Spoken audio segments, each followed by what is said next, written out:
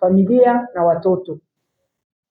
Hata madhara ya 29 Oktoba yametuumiza wanawake wengi. Kumezalishwa wimbi kubwa la wajane, kumezalisha sintofahamu za kifamilia. Kwa hiyo tunalia na wanawake wenzetu, sio kwamba Chauma tulinyamaza, hapana. Tuliumia, tuliguswa, lakini tutatokaje kusema? Huyu aliyeondoka alitubana midomo. Kama mlivyosikia, alikuwa anahodhi madaraka mpaka ya mwenyekiti wa taifa. Sasa mimi ni nani? Kwa hiyo tuliona tunyamaze, tutazame kwanza. Tulijua yatafika mahali, yamefika tamati. Kwa hiyo chama kimefunguliwa upya. Akina mama wenzangu wote ambao mlikuwa mmekaa kando, rudini, njooni Chauma. Wale wote mliokuwa mmevunjika moyo, na waomba mrudi Chauma, tuendelee na kazi. Tuna kazi kubwa sana mbele. Tunahitaji kulileta taifa pamoja. Mimi pia nilikuwa mgombea ubunge jimbo la Butiama, nikipambana kule na Charles Maera. Lakini tazameni namna ambavyo Chauma ilisimika wanawake wengi wagombea kwenye majimbo. Kwa sababu wanawake hawa walikuwa wako chini ya kitengo changu, na tulihamasishana kwamba tukagombee majimbo, alafu ndio tugombee viti maalum. Ukitaka kugombea viti maalum Chauma, tuliweka utaratibu chini yangu kwamba kwanza uwe mgombea wa jimbo, alafu ndio uchukue na fomu ya kugombea viti maalum. Huo ndio mkanganyiko wa kupeana viti maalum ovyo ovyo. Na jambo lile limetusaidia sana. Na tukaweka asilimia ambazo mtu akifikisha, basi kama kuna viti maalum ataingia. Tulisema mtu akifikisha asilimia 25 za kura zake, basi ataingia kwenye viti maalum kulingana na mgawanyo utakavyo kuwa na ushindi wa Chauma. Kuna watu wanakuwa wakiuliza, mbona wewe ndio mwenyekiti wa wanawake lakini ukupata nafasi ya viti maalum? Kulingana na uchaguzi ulipokwenda, wote mliona na mlijua mambo yalivyokwenda vibaya. Kuweza kuingia ni kwa sababu mtu huyo mmoja ametufanyisha mambo mengi pia ndani ya chama. Japokuwa serikali nayo ilikuwa imekandamiza uchaguzi siku zote, huru na haki. Ndio maana Chauma tunataka tutoke huko. Tunataka tutoke huko. Waliopata viti maalum, Mheshimiwa makamu mwenyekiti wa chama chetu Bi Devota Minja alikuwa ndiye mgombea mwenza wa urais wa chama chetu. Alipata fursa ya kutembea nchi nzima. Alikuwa agombea jimbo la Morogoro mjini, lakini vikao vya chama vikamwambia, wewe utakuwa mgombea mwenza. Alikuwa na haki ya kuingia kwenye viti maalum.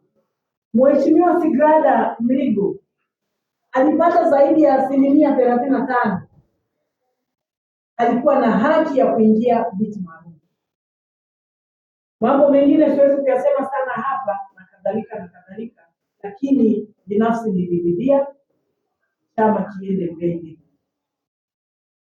Akina mama wote ambao mlikuwa mmekubali kutunga mkono kwa kishindo kikubwa, na sasa mkao mmekata tamaa baada ya mambo ya uchaguzi na sisi rudini tuanze upya.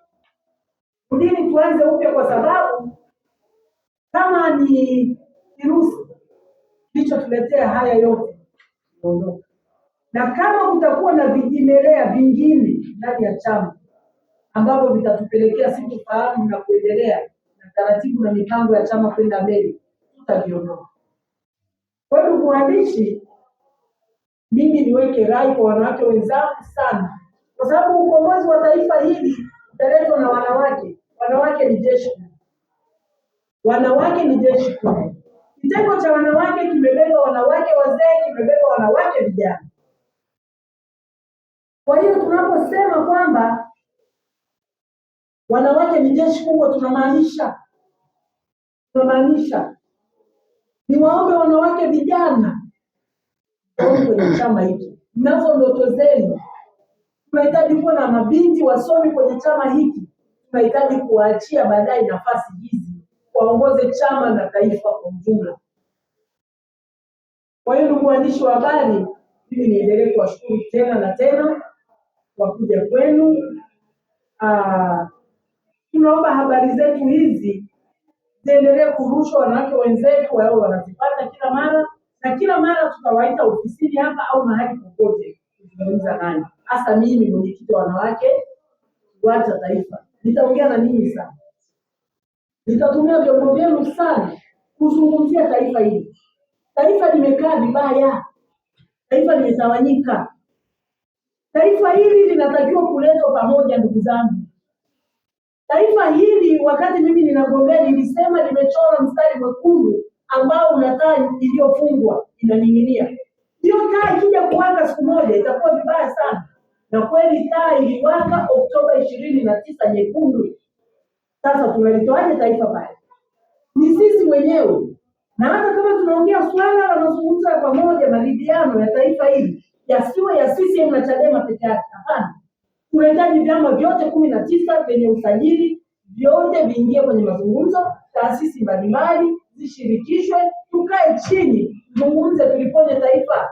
Tunayo majeraha, tunahitaji kuponyana majeraha hayo. Kuna wimbo wa Katoliki wanaimba, gusaneni majeraha. Tunahitaji kugusana majeraha.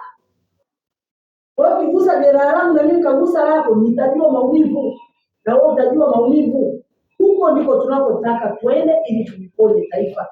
Taifa hili haliwezi kuponywa kupitia Marekani, Uingereza na kwingineko. Taifa hili linatakiwa kuponywa na sisi wenyewe.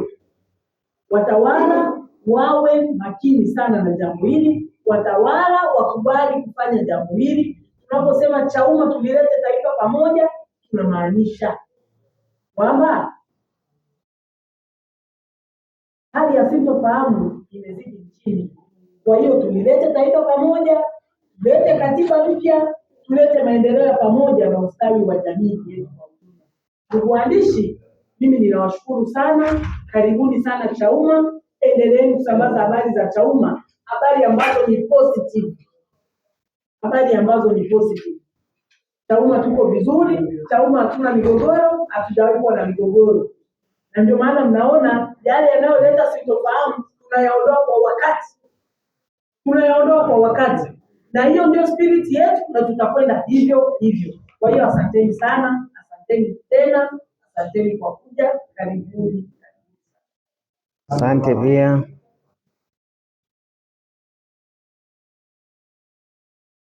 Kama kuna haja ya maswali. Tumemaliza. Asanteni sana.